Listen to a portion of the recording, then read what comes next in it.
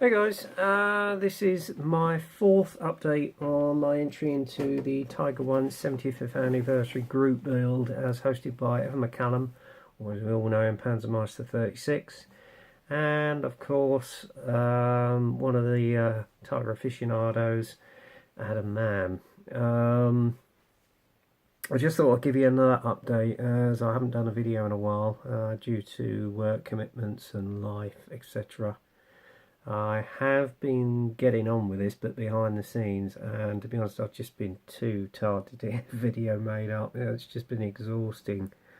So I've also got some good news as well. I didn't think I was going to get to Telford this year because obviously I didn't have the funds to travel there by public transport. And to be honest with you, I didn't have the funds to buy as much as I normally do at the show, which I still don't have, to be honest with you. But I just love being there, meeting all you guys. So, I was sort of feeling a bit dejected that I wasn't going to be able to attend, knowing that everybody else was going to have a fantastic time there this year. And then lo and behold, last night my brother stepped in and asked me, "Bro, I'm going to Telford, would you like to come?" Would I like to come? Well, you know what the answer to that would be, wouldn't you? A resounding yes. So thanks to my brother Neil Avery, who I'm very appreciative. I'll be attending Telford this year. Admittedly, I might not be there for the whole day. Reason being is because Neil has got a long drive there, and then obviously a long drive back, which is probably going to take the best part of 3 hours from here. Because he's picking me up at 6 in the morning on the Saturday of the show, and we'll probably get there for around about sort of just after 9 or 9:30, depending on how the traffic's going to be around the show, and obviously trying to find a parking space. So good news, guys, is that I will be attending, and certain friends within the community who I know have become very good friends of mine, I will be trying my utmost to come round and catch up with you guys as much as I can, or the amount of time we've got there. And the reason Neil's got the back, as I say, is because of his pet's cats. And in his immortal words, he said it's going to be the 3 Ps. Puke, pissing and pooping if we don't get back too late from the cats. So they'll start fretting. So that's probably why we're going to have to cut the day short a little bit, sadly. But I'll be there definitely to see as much as I can. And then hopefully you guys will be able to get to meet Neil more, because he's got into the hobby and you want to see some of his work, guys. Wow. He really is coming up a notch. And he's putting my builds to shame, to be honest with you. But yeah, I'm really looking forward to it, and my excited butterflies have started in me tummy. So I woke up this morning thinking, I'm really looking forward to this now, and it's going to be so great meeting up with all you guys again. Well, as many as I can in the time I've got. I'm not making promises, but I will try my utmost. Anyway, getting on with the progress on this group build. Since you last saw it with just the camo and some of the battle damage, I've done a little bit more. You can see I've done all the detailed paintwork on the vehicle. Also put down a dark dirt wash, which is Flory's dark dirt wash, just to pop the detail up a bit more, and I've chipped it as well, to give it a little bit more of a weathered look, as it were, because these things used to get battered and bashed with shells, and obviously with the crew clambering all over it, the paint would get worn off, so I'll bring out the Tiger and you'll have a closer look here. If you can see, around the back, we've done a lot more chipping, especially on the mud guards here and on the exhaust shrouds, as well as on the edges of the vehicle, and more noticeably the jack as well. I've got that fairly chipped up, as well as the rear fire extinguisher. And also around the turret bin, it's very extensively chipped, and with the dark dirt wash, that's really popped up the detail. And believe it or not, this has actually given it a little bit of a filter, because it's actually dulled the white down a little bit more. It's not noticeable on the camera, but if you see it in real light, you will see what I mean. Yeah, I'm really pleased with how this is coming out. I mean, look at the detail on that hatch, the loader's hatch, with the dark dirt wash I put on that. That's really popped it up a treat. And even so on the commander's hatch as well. That's come up really nice, especially with the chipping. Yeah, I'm really pleased at how she's coming along. I really am, guys. I mean, basically what I did when I did the chipping, I just got hold of it and used a brush. I know you can use a sponge, but I just wanted to make it look more authentic. And obviously with the whitewash, I chipped it around the hatch here, the commander's hatch, as you can see, and the loader's hatch. And more extensively on the two upper hole hatches where you got the driver's hatch, and then you got the machine gunner's hatch as well. And also on the front frontal glacis or frontal arm, as you can see there, I've really chipped it, because as I say, it would wear away when they're clambering over it, and also with the weather as well.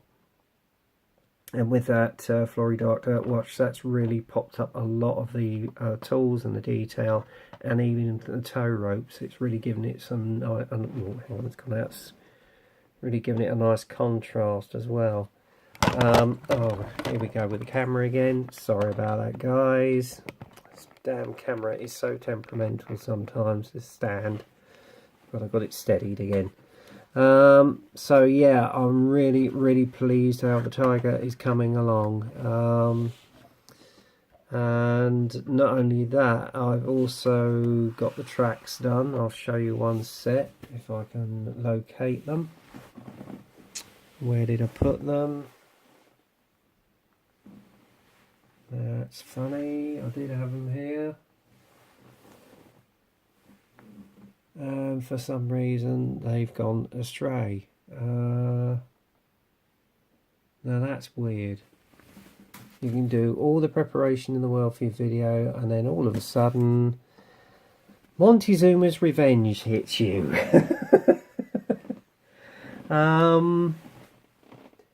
Yeah. Right, now where the heck have I put them? Now that's strange, because I just had them here 2 seconds ago, and now I can't find the devils. Right, moving on to the figures anyway. As you can see here, I've started with the base coats. The mini art figures are almost done. If I give you the commander's figure, you can see for yourself. I've unfortunately, his cap I've got the wrong colour, so I'm going to have to get the right colour put back on that. I've marked out the detail with the headphones and the extending attaching wire and his microphone there. Also with a badge for the eagle's nest, which I'm gonna wear the eagle symbol, which I will do. His gloves are painted out, his shoes and his belt. And then all I've got to do is his tunic, which is underneath, and then obviously all the crest and the emblem on his cap. And then he is virtually done as regards all the base and detail coating as well. Again with the... Don't you dare. Again with the loader, I've nearly virtually got him done. All I've got to do is the camo on his tunic underneath. Unfortunately, I did catch the face here with some of the paint, because the brush was a little bit split. but I'll touch that up in a little bit. And again, I've just got to put fine detail down, such as his buttons and his belt buckle, and then obviously the crest on the side, and he is done. The inventory, I've also nearly done all of them. And whoop, here we go. Specifically this one, which is part of the Coldwind set. That one he's almost done. I've just got to paint the rifle and some of the accoutrements on the back, including the water canister and the spade, etc. But I have to say, these mini art figures are top notch. I really think they are the nuts mustard, to be honest with you. And I think they're going to look fantastic in this diorama I've built. So yeah, now if you will bear with me a second, I'm going to see if I can find these tracks. Now I know I put them down somewhere. Where did I put them? Because I want to show them to you, what I've done. Where the hell have I put them?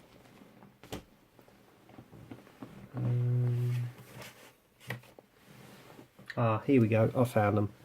Right, here's the tracks. Well, one set of them anyway. Just went over with them very lightly over the black Stannarez with XF52, which is light earth. And then obviously on the edge of the cleats that you can see here on the track, I just went over with a graphite pencil, because obviously a lot of these used to get worn away. And then I will add a MIG track pigments, and then seal that in with some pigment binder, and then obviously I shall put the snow through on the tracks once it's on the vehicle, and that should be the tracks done. And obviously what I'm also going to use is the Vallejo mud, which I used on the diorama as well, just to tone it in, as it were. But yeah, I'm very happy with the way the tracks are coming out as well. The running gear, I've started the weathering process on that as well, as you can see here, with all the mud effects. And that again, I just sprayed over with a light coat of XF52 light earth, as I did do some research on this build from another magazine I managed to get in from eBay. Now I know you mentioned this before, which is this Steel Master. It's a French magazine on armour modelling. I mean, all the text is in French, but you've got loads of illustrations of various vehicles, as you can see here. The Magak, which is what a vehicle my brother is just currently working on. A mid-production Tiger, or was it a late? I think it might be a late.